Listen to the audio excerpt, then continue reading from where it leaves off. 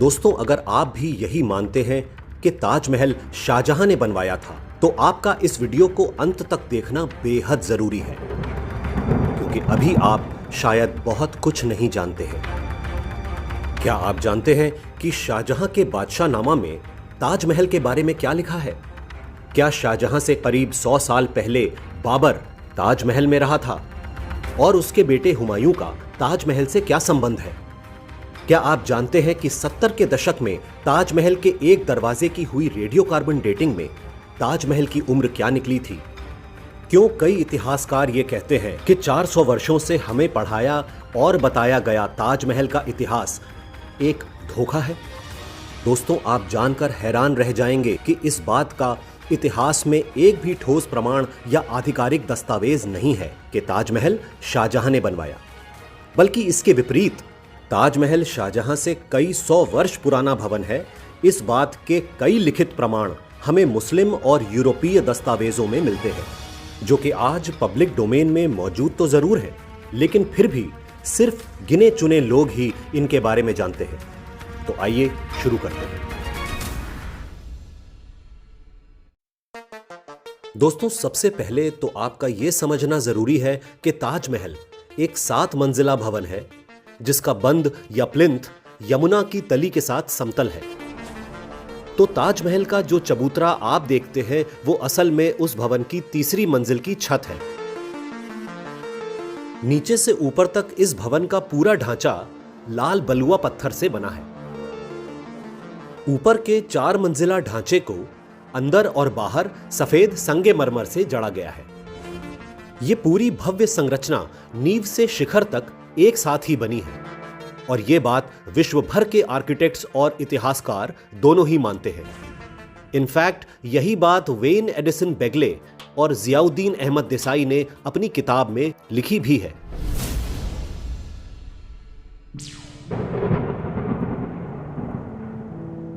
तो दोस्तों, बात करते हैं शाहजहां के एक ऑफिशियल यानी दरबारी अभिलेख की, जिसका नाम है बादशाहनामा, और जो लिखा था मुल्ला अब्दुल हमीद लाहौरी ने, जिसे खुद शाहजहां ने ही नियुक्त किया था। इस बादशाहनामा में लाहौरी ने शाहजहां के शुरुआती 20 सालों के शासन का पूरा ब्यौरा दिया है। पर्शियन भाषा में लिखे बादशाहनामा को the Asiatic Society of Bengal ने 2 भागों में प्रकाशित किया है, जो कि आज नेशनल आर्काइव्स में सुरक्षित है। 1965 में इसके पहले भाग के पेज नंबर 402 और 403 की फोटोकॉपी करवा के उन पन्नों में लिखी पंक्तियों का word by word Persian to Hindi translation करवाया था जाने माने इतिहासकार और लेखक श्री P.N. ओक ने, और वो भी एक पर्शियन भाषा के एक्सपर्ट के द्वारा। दरअसल शाहजहां की एक पत्नी का नाम अर्जुमंद बानो बेगम था, जिसे शाहजहां ने बाद में मुमताज अल जमानी का खिताब दिया था। तो बादशाहनामा में दर्ज है कि अर्जुमंद बानो की मृत्यु 1040 हिजरी में, यानी 1631 से 1632 के मध्य आगरा से 600 मील दूर बुरहानपुर में हुई थी, जिसके बाद उसे बुरहानपुर में एक मकबरे में दफना दिया गया था, और वो मकबरा आज भी बुरहानपुर में है। लेकिन आपको जानकर आश्चर्य होगा कि अर्जुमंद बानो की मौत के लगभग 6 महीने बाद उसके मुर्दे को बुरहानपुर के मकबरे से उखड़वा कर आगरा लाया गया दोबारा दफनाने के लिए। तो बादशाहनामा के पेज नंबर 403 पर लाहौरी लिखता है कि स्थान महानगर के दक्षिण में भव्य सुंदर हरित उद्यान, जिसे लाहौरी सब्ज जमीन कहता है, जिसका केंद्रीय भवन जो राजा मान सिंह के महल के नाम से जाना जाता था, इस वक्त राजा जय सिंह के अधिकार में था, बेगम को दफनाने के लिए जो जन्नत जा चुकी थी चुना गया। कुछ आगे लाहौरी फिर लिखता है, उस भव्य महल, जिसे वो आली मंजिल कहता है, के बदले में जय सिंह को एक साधारण टुकड़ा दिया गया। उस महानगरी यानी आगरा में शव के पहुंचने के बाद 15 जमाहुल सानिया को अगले वर्ष स्वर्गीय महारानी का सुंदर शरीर दफना दिया गया। राजधानी के अधिकारियों द्वारा शाही फरमान के अनुसार गगनचुंबी गुंबद के नीचे उस पुण्य आत्मा रानी का शरीर संसार की आंखों से ओझल हो गया, और ये महल, जिसे वो इमारते आलीशान लिखता है, इतना भव्य और जो अपनी बनावट में इतना ऊंचा है गगनचुंबी गुंबदों से युक्त स्मारक। और अंत में लाहौरी लिखता है कि इस भवन पर 40 लाख रुपया खर्च हुआ। दोस्तों, बादशाहनामा में खुद शाहजहां के मुलाजिम द्वारा लिखी गई इन बातों को बहुत बारीकी से समझने की जरूरत है। पहला सवाल, दफन मुर्दों को कब्र से खोदकर निकालना एक गंभीर अपराध माना गया है। तो शाहजहां ने अपनी सबसे प्रिय पत्नी, जो कि उसकी 7 पत्नियों और हरम की लगभग 5000 दासियों में से एक थी, के शव के साथ ऐसा दुर्व्यवहार क्यों किया? इससे 2 बातें साफ समझी जा सकती हैं। पहली, कि शाहजहां का अर्जुमंद बानो के लिए अपार प्रेम का किस्सा एक मजाक है, बल्कि शाहजहां ने तो अर्जुमंद बानो से विवाह होने के 19 सालों के अंदर 14 बच्चे पैदा किए, जिनके नाम आप स्क्रीन पर पढ़ सकते हैं। और 14वें बच्चे के जन्म के दौरान हुई उसकी मौत के बाद उसके मृत शव को ताजमहल, जो कि एक हिंदू भवन था, को हथियाने के लिए इस्तेमाल किया, वो भी अपने मजहब के खिलाफ जाकर। दूसरी बात, शाहजहां उस मुर्दे को सिर्फ 6 महीने बाद ही उखड़वाकर बुरहानपुर से 600 मील दूर आगरा तभी ले जाएगा जब उसे दफनाने के लिए कोई स्थान तैयार होगा, नहीं तो ताजमहल के बनने तक वो शव कहां पड़ा रहेगा। और एक बात, बादशाहनामा कहता है कि अर्जुमंद बानो को उसकी मृत्यु के अगले वर्ष विशालकाय गगनचुंबी गुंबद के नीचे दफना दिया गया। दोस्तों, जहां मुमताज की असली कब्र आज बताई जाती है, उस हिसाब से उसे ताजमहल के 3 मंजिला बेसमेंट की तीसरी मंजिल पर दफनाया गया होगा। तो पहली बात तो मुर्दे को दफनाने के लिए भूमि का होना आवश्यक होता है, न कि किसी इमारत की तीसरी मंजिल पर उसे दफनाया जाता है। खैर, अगर तीसरी मंजिल की बात मान भी ली जाए, फिर भी केवल 6 से 12 महीने में तो यह भी मुमकिन नहीं है। यह भला कैसे संभव है कि राजा जय सिंह का महल अधिग्रहित किया गया, उसे तोड़वाकर मलबा फेंकवाया गया, फिर नींव से गुंबद तक ताजमहल भी बन गया। लाहौरी बादशाहनामा में लिख रहा है, इमारते आलीशान के ऊंचे गुंबद के नीचे जो बनावट में बहुत ऊंचा है। दोस्तों, ये कोई अस्थाई मकबरा या टेम्पररी टूम नहीं है। इतिहासकार कहते हैं कि यह डिस्क्रिप्शन सिर्फ और सिर्फ ताजमहल का ही हो सकता है, और वो मानते हैं कि ताजमहल भवन वहां पहले से विराजमान था और उसके अंदर तोड़ फोड़ और खुदाई करके उसे मकबरा बनाया जा रहा था। एक और बात चौंकाने वाली है। लाहौरी लिखता है कि रेखांकनकारों और वास्तुकारों द्वारा इस भवन पर 40 लाख रुपया खर्च हुआ। दोस्तों, ये तो सभी इतिहासकार मानते हैं कि शाहजहां के वक्त में भी ताजमहल जैसी 7 मंजिला भव्य इमारत बनवाने का खर्चा तो करोड़ों रुपए होता। वैसे तो ताजमहल पर हुए खर्चे की बात करें तो आलम यह है कि जितने मुंह उतनी बातें। आप स्क्रीन पॉज करके खुद भी पढ़ सकते हैं। फिर लाहौरी ने ऐसा क्यों लिखा? इतिहासकार कहते हैं कि ऐसा इसलिए लिखा गया क्योंकि शाहजहां ने पूरा ताजमहल बनवाया ही नहीं, बल्कि ताजमहल के बेसमेंट में कब्र खुदवाई और ऊपर से नकली कब्रें बनवाई। उसके बाद भवन के अंदर और बाहर द्वारों के आसपास कुरान की आयतें खुदवाईं और कई वर्षों तक चले इस काम में संगमरमर, रेखांकनकार और वास्तुकारों की आवश्यकता पड़ी। इसलिए शाहजहां के दरबारी अभिलेख में खर्चा सिर्फ 40 लाख बताया गया है। दोस्तों, बादशाहनामा में लिखा है कि मुमताज अल जमानी के मुर्दे को बाफरमान उस आली मंजिल में ऊंचे गुंबद के नीचे दफनाया गया। तो अगर शाहजहां ने ताजमहल खुद बनवाया तो दफनाने के लिए फरमान की क्या जरूरत? हिस्टोरियंस मानते हैं कि फरमान की जरूरत ही इसलिए पड़ी क्योंकि वो महल और उसका पूरा परिसर उस वक्त राजा जय सिंह की मिल्कियत थी, यानी एक हिंदू भवन था। दोस्तों, सोचने वाली बात है कि अगर बादशाह शाहजहां को मकबरा बनवाने के लिए जमीन का एक टुकड़ा ही चाहिए था, तो राजा मान सिंह की जमीन का ही टुकड़ा क्यों? ताजमहल तो किसी भी भूखंड पे निर्मित किया जा सकता था। इतिहासकारों के अनुसार क्रूर, धर्मांध और जिहादी शाहजहां को तो सिर्फ उस भव्य और सुंदर हिंदू भवन पर नाजायज कब्जा करना था, क्योंकि एक मुस्लिम कब्र बनने के बाद जाहिर तौर से कोई हिंदू दावा बनेगा ही नहीं। दोस्तों, आप सबको यह जानकर भी आश्चर्य होगा कि पूरे बादशाहनामा में ताजमहल शब्द का जिक्र कहीं भी नहीं है। बस केवल उसके पेज नंबर 403 में उसे राजा मान सिंह का महल बताया गया है। इतिहासकार तो इसे कमाल ही मानते हैं कि पूरा ताजमहल बन गया। 22 सालों की मेहनत और राजकोष का इतना खर्चा हो गया, फिर भी बादशाहनामा में इसके अलावा एक बार भी इसका कोई जिक्र ही नहीं है। न कोई शाही नक्शा है, न डिजाइन है, न कोई शाही दस्तावेज, न मजदूरों की हाजिरी किताब, न रोज के खर्चों का कोई दस्तावेज। तो क्या ये दुनिया के 7 अजूबों में से एक इमारत 17वीं शताब्दी में बस यूं ही हवा में बन गई?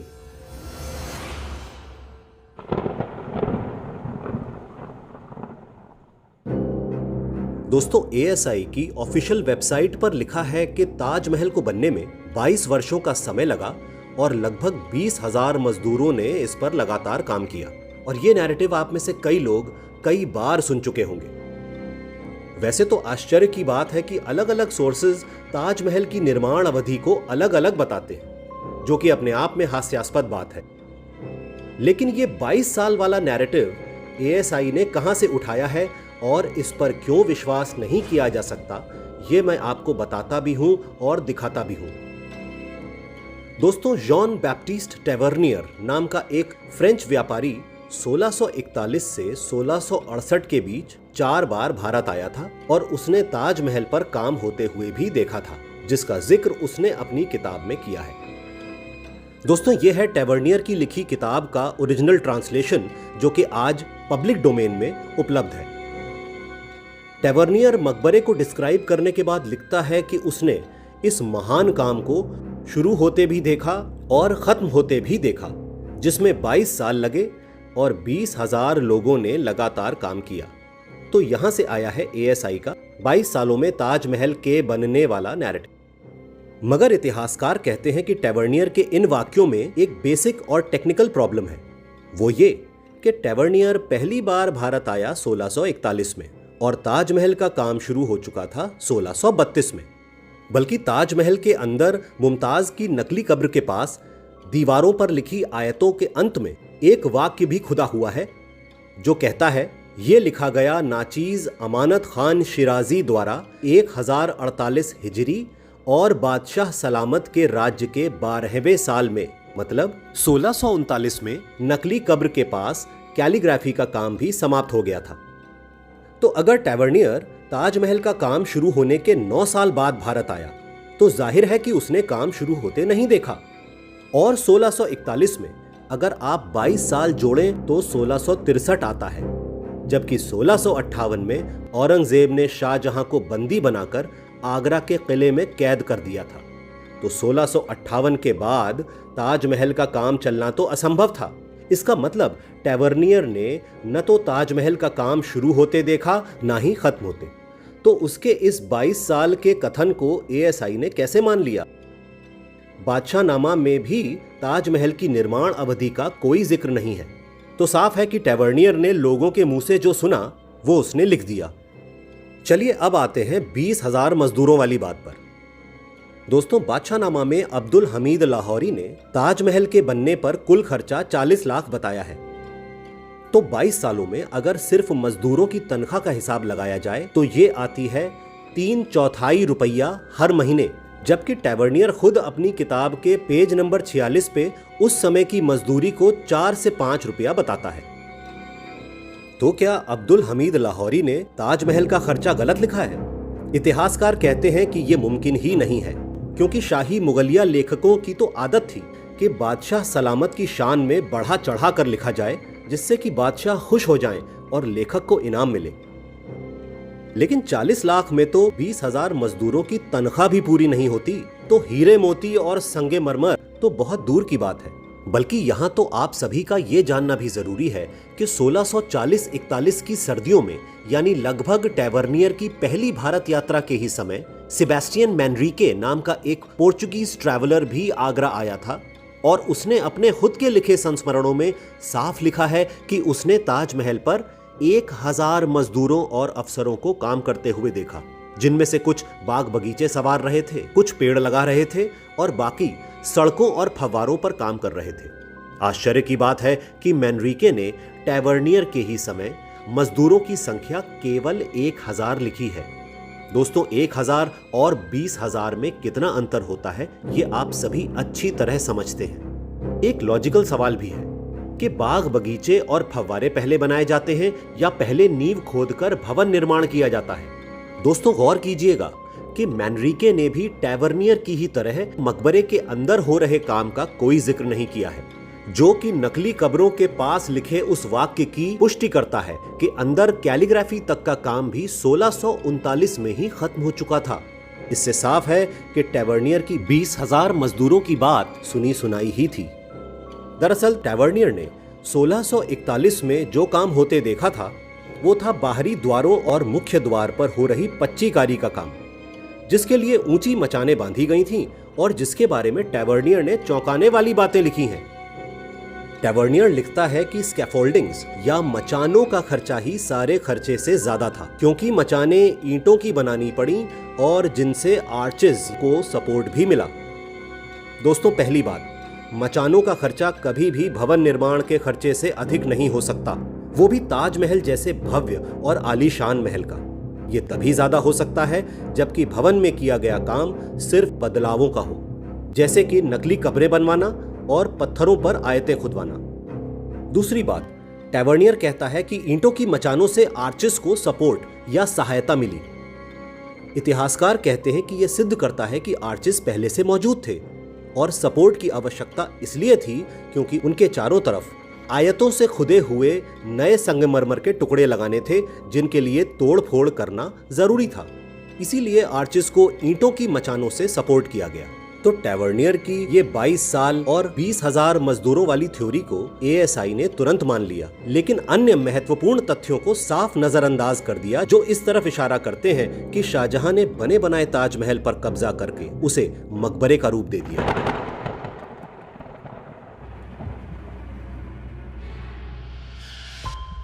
दोस्तों आइए अब देखते हैं वो 3 शाही फरमान जो शाहजहां ने राजपूत राजा जयसिंह को लिखे थे। जैसा कि आप देख सकते हैं, इन फरमानों में शाहजहां राजा जयसिंह को आदेश दे रहा है कि जल्द से जल्द बैलगाड़ियों का इंतजाम किया जाए और आमेर के मकराना इलाके से संगमरमर को तुरंत अकबराबाद यानी आगरा भिजवाने का प्रबंध किया जाए। दोस्तों कुछ वामपंथी इतिहासकार इन फरमानों को सबूत के तौर पर पेश करते हैं कि शाहजहां ने ताजमहल को बनवाने के लिए मकराना से संगमरमर मंगवाया। खैर इन फरमानों से यह तो सिद्ध होता है कि शाहजहां ने राजा जयसिंह से संगमरमर की मांग की, लेकिन इन फरमानों की तारीखें कई हिस्टोरियंस के मन में एक बहुत बड़ा सवाल पैदा करती हैं। पहला फरमान शाहजहां ने 21 जनवरी 1632 को भेजा और उसमें उसने पहले भेजे किसी फरमान का भी जिक्र किया। दूसरा फरमान 9 सितंबर 1632 का है और ताजमहल का निर्माण भी 1632 में ही शुरू हुआ, लेकिन उसका 3 मंजिला चबूतरा लाल बलुआ पत्थर से बना है।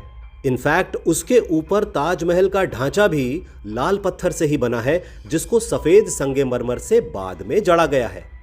तो इतिहासकार कहते हैं कि सवाल यह है कि बिना भवन बने ये संगमरमर जो शाहजहां राजा जयसिंह से तुरंत मंगवा रहा है वो किस भवन के लिए है? भवन निर्माण होने से पहले ही संगमरमर की जरूरत क्यों पड़ी? साफ है कि बने बनाए ताजमहल में नकली कब्रों और उसके कक्ष की दीवारों पर लगवाने के लिए संगमरमर मांगा गया, वो भी तुरंत, क्योंकि कब्र को तो तुरंत ढकना था। उसके अलावा भवन की बाहरी हिस्सों में कुरान शरीफ के 14 चैप्टर्स को खुदवाने के लिए भी संगमरमर और पच्चीकारों की जरूरत पड़ी, जो कि तीसरे फरमान में पढ़ा जा सकता है।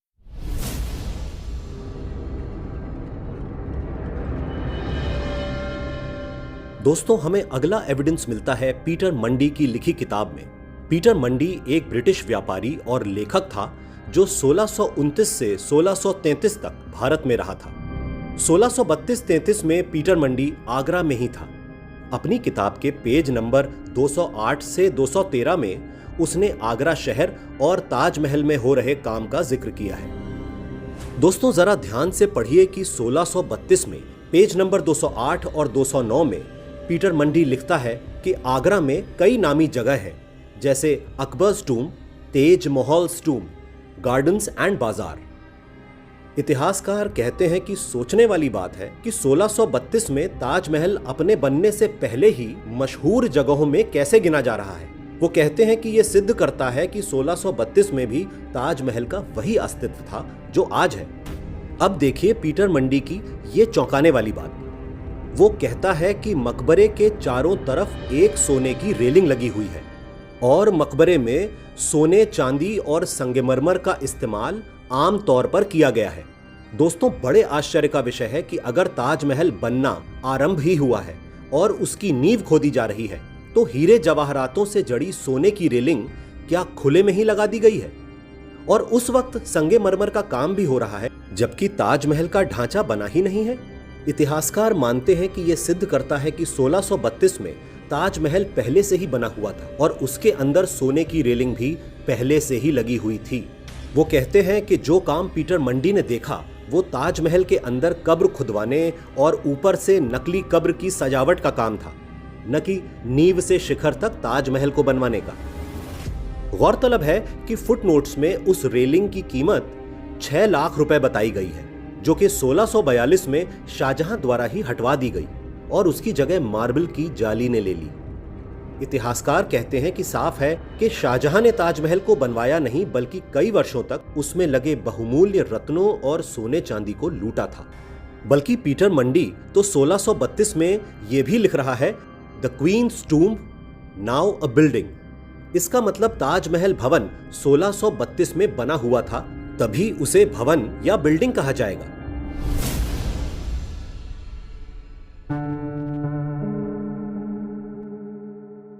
दोस्तों, चलिए देखते हैं कि नॉर्वे में जन्मे प्रसिद्ध हिस्टोरियन वैल्डेमर हैंसन की किताब the Peacock Throne drama of Mughal India में क्या लिखा है।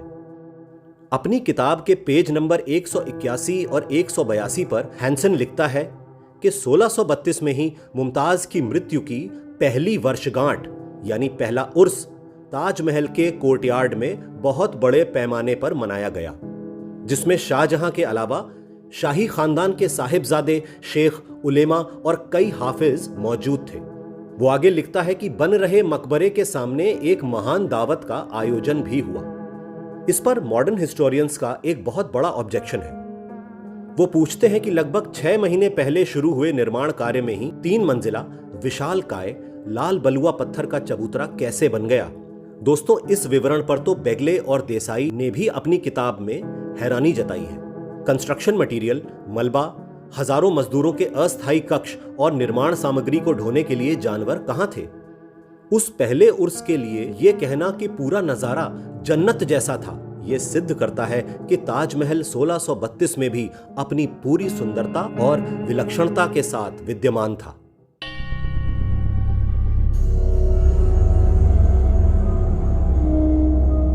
फ्रेंड्स, आप में से बहुत कम लोग ये जानते होंगे कि राजाओं, मंत्रियों, युवराजों इत्यादि के हाथों से लिखे पत्रों को हिस्टोरिकल रिसर्च में एक बहुत ठोस सबूत माना जाता है, क्योंकि ये अनबायस्ड होते हैं।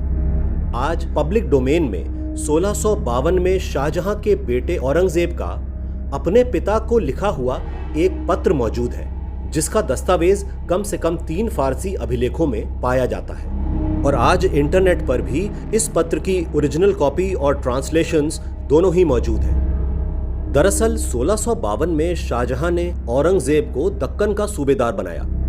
दिल्ली से दक्कन की यात्रा में औरंगजेब जुमे रात 3 मुहर्रम मुकरम को अकबराबाद यानी आगरा पहुंचा। पत्र में वो शाहजहां को लिखता है कि अगले दिन यानी जुम्मे को जब वो अर्जुमंद बानो की कब्र पर श्रद्धांजलि देने गया तो उसने देखा कि कब्र का एरिया तो मजबूत और ठीक है, लेकिन कब्र के ठीक ऊपर के बड़े गुंबद में 2-3 जगह से बारिश का पानी टपकता है। उसी तरह दूसरी मंजिल पर बने कई राजकीय कक्षों, 4 छोटे गुंबद, 4 उत्तरी भाग, गुप्त कमरे, सप्त मंजिली छतें और बड़े गुंबद से इस बरसात में कई जगहों से पानी रिसा है।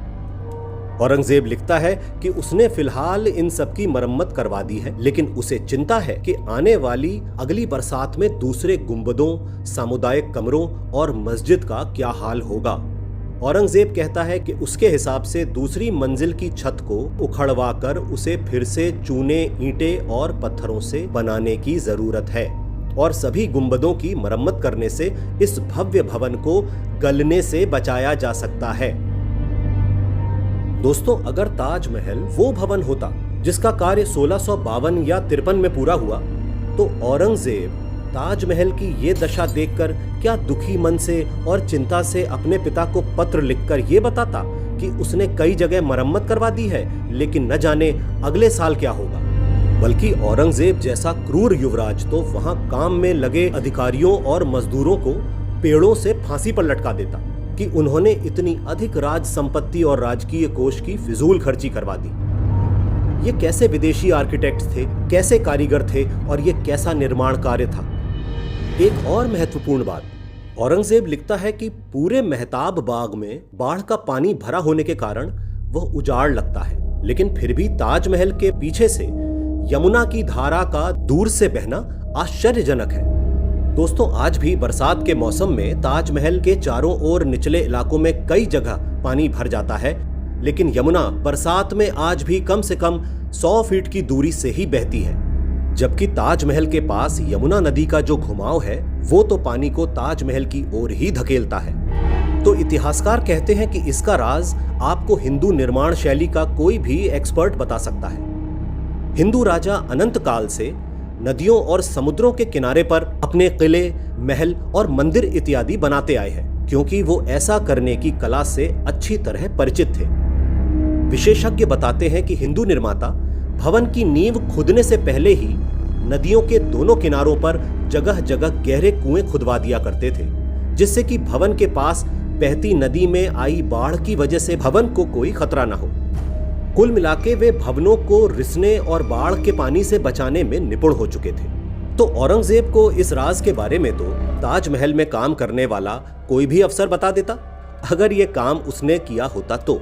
मगर न तो शाहजहां और न ही उसके मुस्लिम कारीगरों को इसका पता था, क्योंकि ये काम तो शायद उन निपुण हिंदू भवनकारों ने पूरा किया होगा जिन्होंने ताजमहल को यमुना किनारे बनाने का निश्चय किया होगा। तो कुल मिलाके औरंगजेब के खुद के लिखे पत्र से तो यही सिद्ध होता है कि 1652 में भी ताजमहल किसी नए भवन जैसा नहीं था, बल्कि उसका हाल कई 100 साल पुराने भवन जैसा था, जिसको अनेकों जगहों से मरम्मत की जरूरत थी।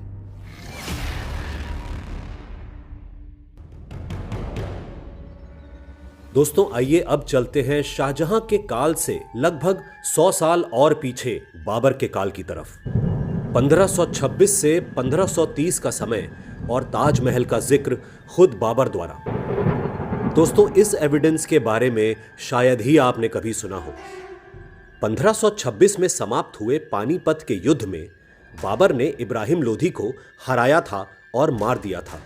दिल्ली और आगरा पर अपना कब्जा करके बाबर ने उन सारे महलों को भी अपने अधीन कर लिया जो इब्राहिम लोधी के जीवन काल में उसके कब्जे में रहे थे। अब बाबर अपने खुद के लिखे संस्मरण में, जो उसने चागताई टर्किक भाषा में लिखा था और जिसका अंग्रेजी अनुवाद 1826 में जॉन लेडन और विलियम अर्स्काइन ने किया था, उसमें लिखता है कि गुरुवार 10 मई 1526 को उसने आगरा पहुंचने पर इब्राहिम लोधी के महल में निवास किया। दोस्तों, जो इस वक्त आप स्क्रीन पर देख रहे हैं वो बाबर के संस्मरणों का ओरिजिनल इंग्लिश ट्रांसलेशन है और ये इंटरनेट आर्काइव पर मौजूद है। कुछ आगे बाबर लिखता है कि 11 जुलाई 1526 पर ईद मनाई गई, जिसके कुछ ही दिनों बाद उसने इब्राहिम के महलों के बीच में स्थित गुंबद वाले भवन में, जिसके चबूतरे पर पिलर्स या स्तंभ लगे हुए हैं, उसमें एक भव्य जश्न का आयोजन किया। बाबर लिखता है कि उसका बेटा हुमायूं भी उस जश्न में शामिल था। दोस्तों, पूरे आगरा में आज भी ताजमहल के अलावा ऐसी कोई इमारत है ही नहीं जिसमें राजमहलों के बीच एक ऊंचे गुंबद वाला भव्य भवन हो जिसके चबूतरे पर स्तंभ लगे हों। बल्कि ताजमहल में आज भी मुख्य भवन के दाईं और बाईं ओर 2 बिल्कुल एक जैसी राजमहल नुमा इमारतें हैं, जिन्हें आज मस्जिद और मेहमान खाने के नाम से बुलाया और बताया जाता है। और बाबर खुद लिखता है कि 1526 से पहले इब्राहिम लोधी 2 इमारतों को अपने राजमहल के तौर पर इस्तेमाल करता रहा था। बाबर आगे लिखता है, जश्न के ही दिन वहां 13 बार जोरदार वर्षा हुई और अन्य लोगों के लिए जो ठहरने की जगह थी वो सब पानी में डूब गई। दोस्तों, कुछ ऐसा ही जिक्र 1652 में औरंगजेब ने शाहजहां को लिखे अपने पत्र में भी किया है, जो मैं आपको पहले ही दिखा चुका हूं। फ्रेंड्स, ये है मशहूर इतिहासकार विंसेंट स्मिथ द्वारा लिखी किताब अकबर द ग्रेट मुगल। उसके इंट्रोडक्टरी पार्ट में ही विंसेंट स्मिथ लिखते हैं कि बाबर 1530 में अपनी मृत्यु तक गार्डन पैलेस यानी अपने उद्यानों वाले महल परिसर में ही रहा था। अगर हम स्कूल में पढ़े हुए इतिहास की बात करें तो हमें यही पढ़ाया जाता है कि आगरा के लगभग सभी स्मारक बाबर के पोते अकबर, उसके बाद जहांगीर और फिर शाहजहां ने ही बनवाए थे। तो सवाल यह है कि जिस महल में अकबर का दादा बाबर अपनी मृत्यु तक रहा और जो अपनी बनावट, स्वभाव और निर्माण स्थान तीनों में ही ताजमहल जैसा था, वो किसने बनाया था, कब बनाया था और अब वो कहां गया? अगर शाहजहां से 100 साल पहले इब्राहिम लोधी और बाबर ताजमहल में ही रहे थे, तो ये प्रमाण इस तथ्य की पुष्टि करता है कि ताजमहल एक मंदिर परिसर था जिस पर इस्लामी आक्रांताओं ने भारत के अन्य मंदिरों की तरह ही जबरदस्ती कब्जा कर लिया था।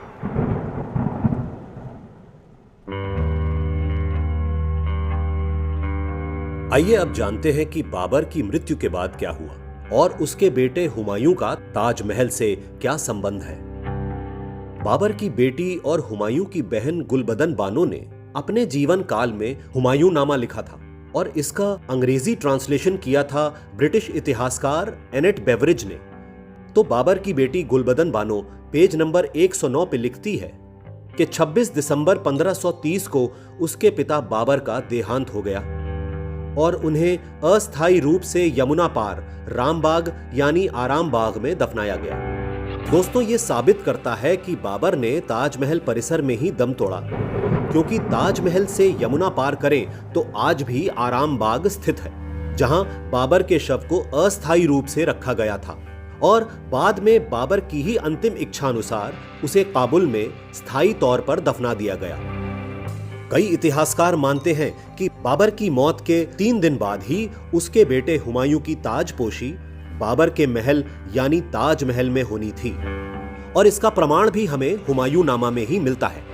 गुलबदन बानो के अनुसार शुक्रवार 29 दिसंबर 1530 को आगरा में हुमायूं राजगद्दी पर बैठा और उसी दिन हुमायूं का भाई हिंदल भी काबुल से आगरा आया।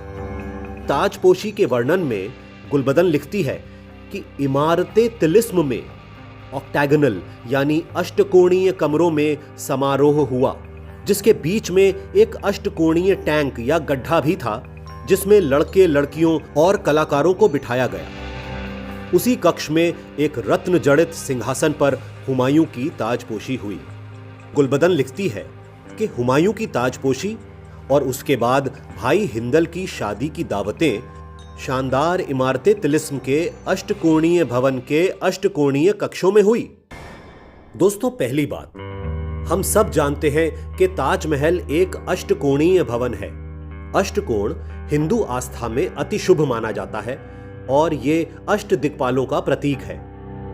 इस शैली की बनी कई छतरियां, बुर्ज और गर्भगृह आपको भारत के अनेकों किलों और मंदिरों में देखने को मिल जाएंगे और इस्लाम का अष्टकोण से दूर दूर तक कोई नाता नहीं है। ताजमहल के अतिरिक्त आज भी आगरा में कोई अष्टकोणीय भवन नहीं है। दूसरी बात, गुलबदन बानो ने खुद लिखा है कि इस इमारते तिलिस्म के अष्टकोणीय भवन के बीचों बीच एक अष्टकोणीय टैंक या गड्ढा या बेसमेंट था। दोस्तों, एक मुसलमान जो कि तुर्कों के वंश का हो और हिंदू मान्यताओं से नफरत करता हो, वो किसी शिव मंदिर को या गर्भगृह को टैंक या गड्ढा ही कहेगा। और ध्यान दीजिए कि ये वही गड्ढा या बेसमेंट है जहां मुमताज और शाहजहां की असली कब्र बताई जाती है और नकली कब्रों के चारों तरफ जो जाली लगी है उसका आकार भी अष्टकोणीय है। तो सवाल यह है कि शाहजहां से भी करीब 100 साल पहले ये कौन सी अष्टकोणीय इमारतें तिलिस्म थी जो हुमायूं की ताजपोशी और शाही दावतों के लिए चुनी गई। इतिहासकार मानते हैं कि ये ऑक्टैगनल मिस्टीरियस बिल्डिंग ताजमहल के अलावा कुछ और नहीं हो सकती, जो कि 1530 और उसके बाद भी कुछ समय हुमायूं के कब्जे में रही थी। दोस्तों, इब्राहिम लोधी, बाबर से लेकर शाहजहां तक के ताजमहल के इतिहास के बारे में हिस्टोरियंस बताते हैं कि बाबर की तुलना में हुमायूं एक कमजोर शासक था जो चौसा और कन्नौज के युद्ध में शेर शाह सूरी द्वारा हरा दिया गया था। इस हार के बाद हुमायूं कुछ वर्षों तक ईरान भाग गया था। उसी समय ताजमहल भवन आमेर के राजपूतों द्वारा पुनः जीत लिया गया था। 1556 में क्रूर अकबर ने बड़ी कठिनाई से अपना शासन पुनः स्थापित किया था। अकबर ने विवशतावश आमेर के राजपूतों से संधि की थी और उनके घराने से वैवाहिक संबंध भी कायम किए थे। यहां तक कि आमेर के राजा मान सिंह अकबर की सेना के सेनापति भी थे और उन्हीं का महल था राजा मान सिंह का महल, अर्थात आज का ताजमहल और उसका पूरा परिसर, जिसे शाहजहां ने मुमताज के शव को दफनाने के बहाने से राजा जयसिंह से हड़प लिया।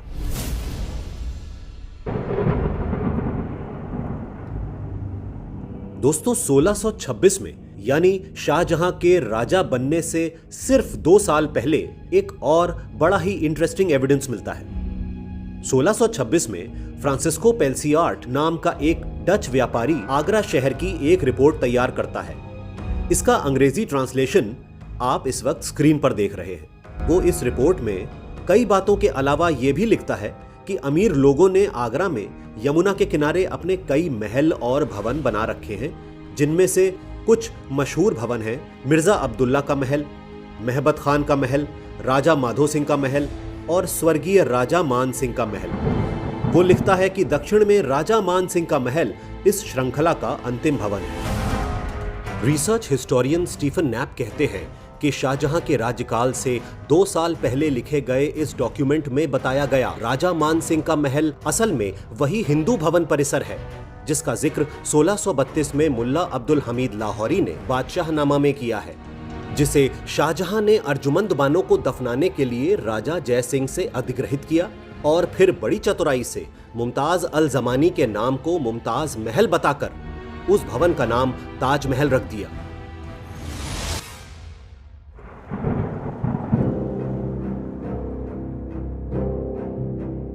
दोस्तों, अब देखते हैं एक साइंटिफिक एविडेंस। 1974 में मार्विन मिल्स नाम के एक मशहूर अमेरिकी आर्किटेक्ट ने ताजमहल के आर्किटेक्चर को करीब से जानने के लिए आगरा जाने का निर्णय लिया था। अपनी सारी जांच पड़ताल के दौरान मार्विन मिल्स ताजमहल के पिछले हिस्से में लगे एक लकड़ी के दरवाजे का एक टुकड़ा पाने में सफल हो गए थे। वापस अमेरिका आकर उन्होंने Brooklyn college radio carbon laboratory में इस लकड़ी के टुकड़े की कार्बन 14 डेटिंग करवाई, जिसके बारे में उन्होंने एक इंटरव्यू में बताया भी है और उस इंटरव्यू का लिंक आपको डिस्क्रिप्शन में मिल जाएगा। दोस्तों, अगर आसान शब्दों में समझें तो कार्बन 14 डेटिंग में हाफ लाइफ प्रिंसिपल की मदद से हम ये जान सकते हैं कि लकड़ी, जो कि एक ऑर्गेनिक मटेरियल है, वो जिस पेड़ का हिस्सा थी उस पेड़ को कब काटा गया था। तो जो रिजल्ट आया वो आश्चर्य में डालने वाला था। रिपोर्ट के अनुसार उस टुकड़े को 1359 एडी में काटा गया था, प्लस माइनस 89 ईयर्स, जिसका मतलब था कि ताजमहल का वो लकड़ी का दरवाजा सन 1270 से लेकर सन 1448 के बीच में बना होगा। दोस्तों, 1448 को भी लें तो उसका मतलब है शाहजहां से लगभग 180 वर्ष पहले। मार्विन मिल्स ने अपने इंटरव्यू में बताया कि ताजमहल और पुराना भी हो सकता है। उसकी वजह है कि लकड़ी के दरवाजे आक्रमणों में ध्वस्त या क्षतिग्रस्त होने की स्थिति में बदले भी जाते हैं। उन्होंने और अधिक एक्यूरेसी के लिए थर्मोल्यूमिनेसेंस टेक्निक का इस्तेमाल करना चाहा, जिसके लिए उन्हें इजाजत नहीं दी गई। और तो और वो रिपोर्ट आते ही तत्कालीन सरकार के राज्यकाल में आर्कियोलॉजिकल सर्वे ऑफ इंडिया ने आनन फानन में उस दरवाजे को ही हटवा दिया और उसकी जगह ईंटों की चुनाई करवा दी, जो कि आप इस तस्वीर में देख सकते हैं। तो सवाल यह है कि रिपोर्ट आते ही उस दरवाजे को क्यों हटवा दिया गया? ऐसी क्या चीज है जो एएसआई छुपाना चाहता है? क्यों नहीं आधुनिक तकनीक का इस्तेमाल करके इस विवाद को हमेशा के लिए खत्म कर दिया जाता? कई इतिहासकार मानते हैं कि अगर ताजमहल शाहजहां से कई 100 साल पहले की इमारत निकली तो भारत में मुगल आर्किटेक्चर का बनाया हुआ नकली गुब्बारा ही फट जाएगा और सैकड़ों अफगानी और मुगल मकबरों के अस्तित्व पर ही सवालिया निशान खड़ा हो जाएगा।